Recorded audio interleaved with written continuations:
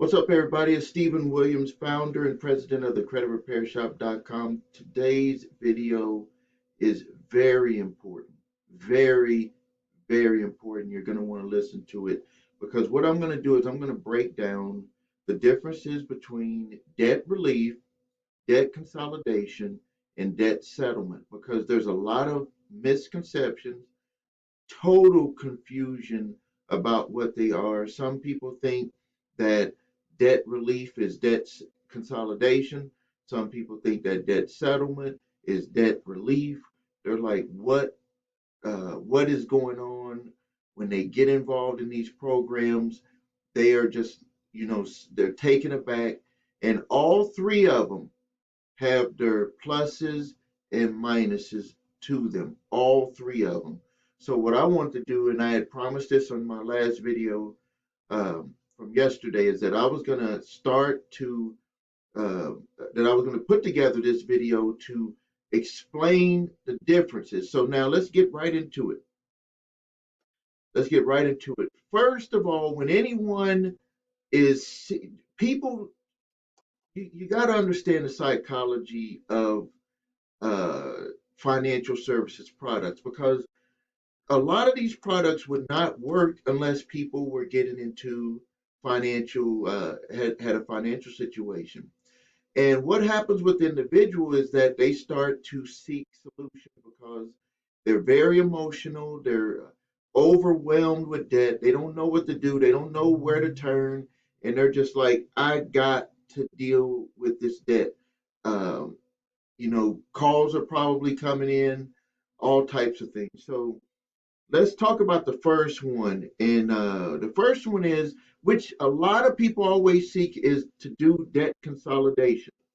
Debt consolidation is where you get all of your debt together, uh, usually unsecured debt, and it's sometimes it's secured by your home, which is one of the minuses for getting a debt consolidation because you can tie up your property with that. So when the house is sold, that money must be paid to fulfill the debt consolidation. But there are debt consolidation loans that just will give you a consolidation loan based on your good credit.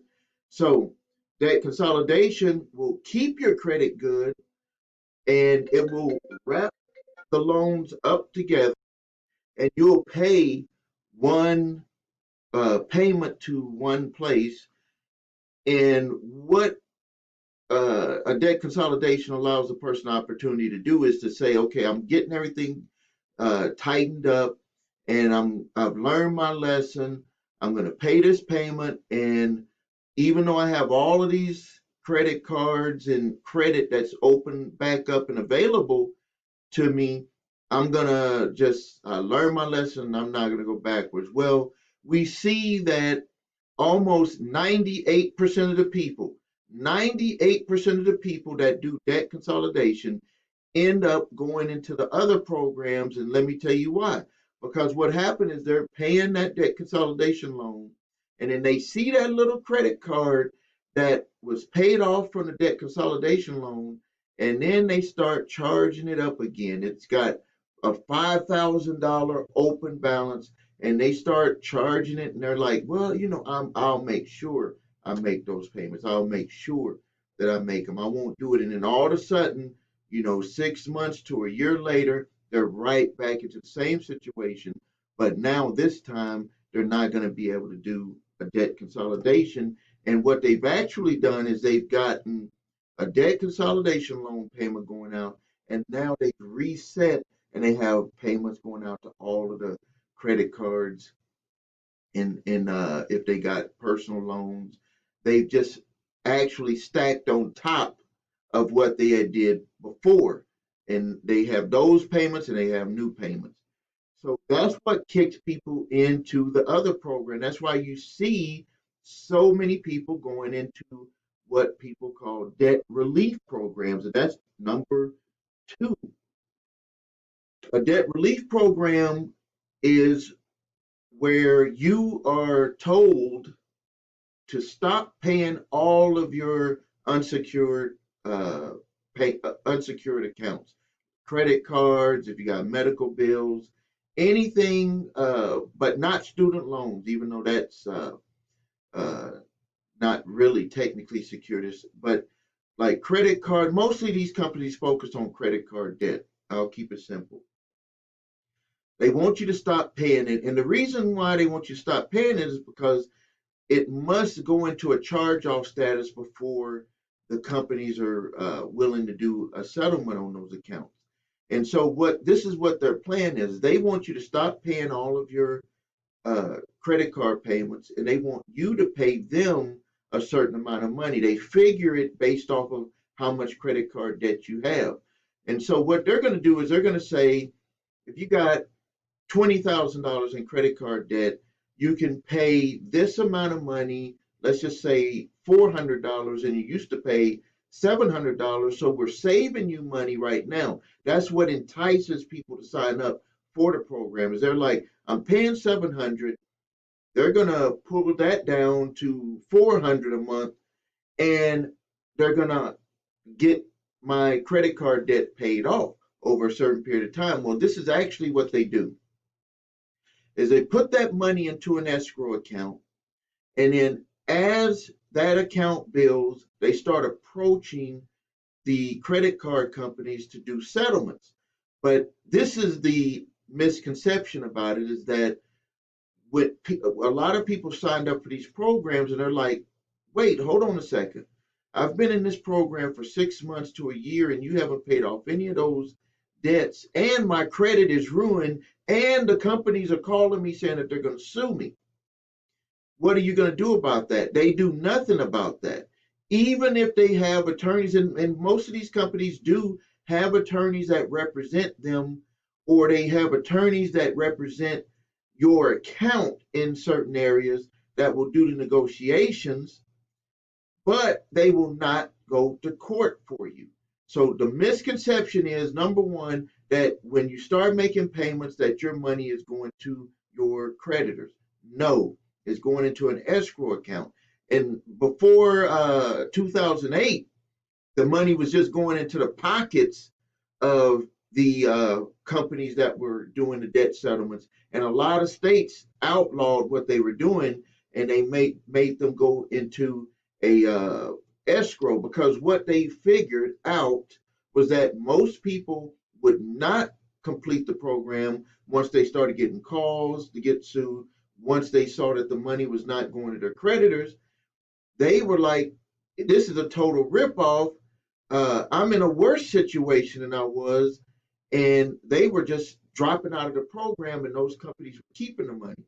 So in 2008, 2009, they changed the laws, which was part of uh, the I forgot what they called it, but that act that Obama and Biden put into place, where you could not do the banking changes that they made, and this was part of it. This was where in the debt settlement industry that you could not take that money until your profit until things were settled out.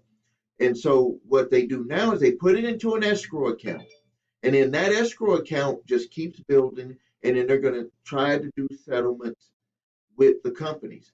And so that's what the plan. And some people do see their way through it. They might stay in it for 36 months and for years. But what usually happens from customers that came to my companies where I reviewed their files with this type of stuff with debt relief companies is that they don't end up having enough money to settle all of the accounts, because number one, they have to pay the company has to make money, and they want a piece of it. So they try to settle your account for a fraction of what you sent in, and they have to keep doing that for each company that they have lined up. And if you don't continue making payments, and if they don't settle for the amount that they want them to, they won't settle it.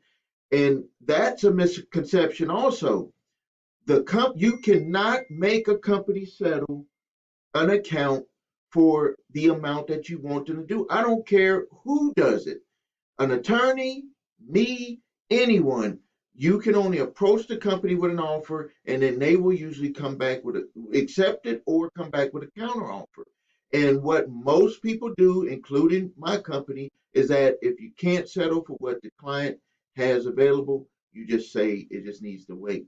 But these companies, remember, one part of them not being able to settle is because they're looking at, well, what is the amount of money that we're supposed to make off of this? So we need to settle it for less than what we want to take as our profit. So in debt relief, your credit will be destroyed. Your credit will be torn up, blown up, and you must stay in the program, and you need to make sure that the company that you're dealing with will be around, because there's a lot of these companies that pop up, and it's just unbelievable what they get away with. But there's some good ones out there also. So now let's go into number three, which is totally is a misconception, but it's a combination of number two, which is straight up debt settlement. Straight up debt settlement. That's where you don't go and you're putting money into an escrow account. You don't do none of that mess. You just approach the debt collectors that are validated, or the original creditors, when they've charged off the account, and you just approach them with a settlement offer. You just say, "Hey, I owe you $5,000. I have 1,500 bucks. Can we work out a deal and get this over with? Or I owe you 5,000 bucks. I know you're trying to sue me to take me to court. Everything is validated. I'm going to lose. I don't have the money. Here are my financials. Can we settle this account for $1,500 or 2,500 bucks, and I'll make payments on that amount?" That's straight up debt settlement. That's where you approach, or you have a company that's a go between, approaches a company and say, "This is what we want to try to work out." We do this all the time for our credit repair clients, where we just say, "Hey, this client owes you." We're doing one right now where uh, a, a guy and his partner, they had a uh, uh, what is it, the hemp or whatever, one of those types of places where they were, selling the stuff, and the state below us, Illinois, they legalized uh, marijuana. And what ended up happening was it just destroyed their business, because in our state it's not legal, and it destroyed their business. He ended up closing down. The landlord of the that where he was renting the storefront from sued him, took him to court. $25,000 judgment on him and his partner. Came to my company.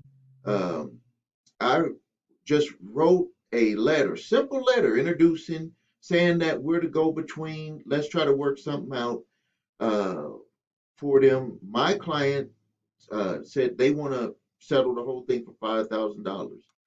We sent that letter. I crafted it, putting some information in there that really expressed the side, showed the proof that this was a true hardship situation on what happened. They know what happened, that it got legalized in Illinois.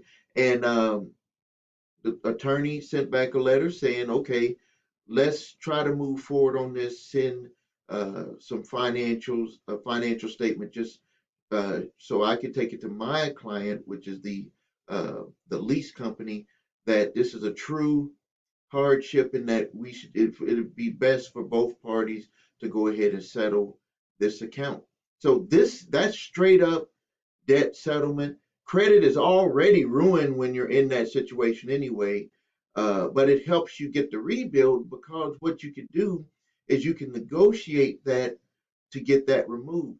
Uh, debt relief companies do not do any negotiations for getting your stuff removed when they do the settlement. They don't even get into that stuff. They don't even know how to do that stuff.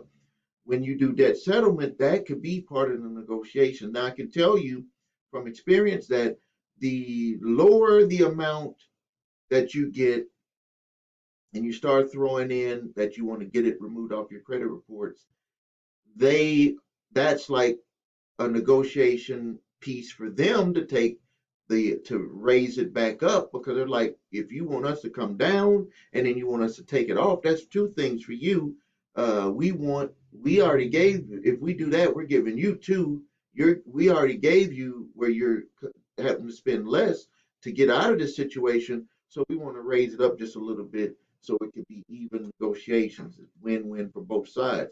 So be prepared for that to happen when you're getting a settlement that is very, very, very low. They are going to throw that back in. So I hope that this video was a good explainer of the debt relief, debt consolidation, and debt settlement uh, uh, opportunities that are out there and available for people. If you feel that that's an option that you need to look into, please research companies when you're looking into doing these. And, uh, but these are options. These are three options, legitimate options for people. And it basically goes with what your current situation is on figuring out what the best option is for you. But this video was made to clarify each, so you know what each of them, uh, the pluses and the minus for each one of those. I wanted to make this video to clarify that. If you haven't subscribed yet, please subscribe to my channel, the creditrepairshop.com. Please like this video. Please share it. Please post your comments. And if you need help with your credit, please visit the creditrepairshop.com. If you need your credit reports and scores, please visit the website the number 3scores.com. I really appreciate that. Helps me support the channel. And also it helps you find out exactly all the three things that's on all the three scores and everything that's on your credit reports. Very complete, in-depth credit reports. If you need the cease and desist letter, that link is below this video. If you need the debt validation letter, that link is also below this video. Debt validation letter works for debt collectors who have purchased your debt. And then thank you for your time. And until next time, this is Stephen Williams, founder and president of the creditrepairshop.com.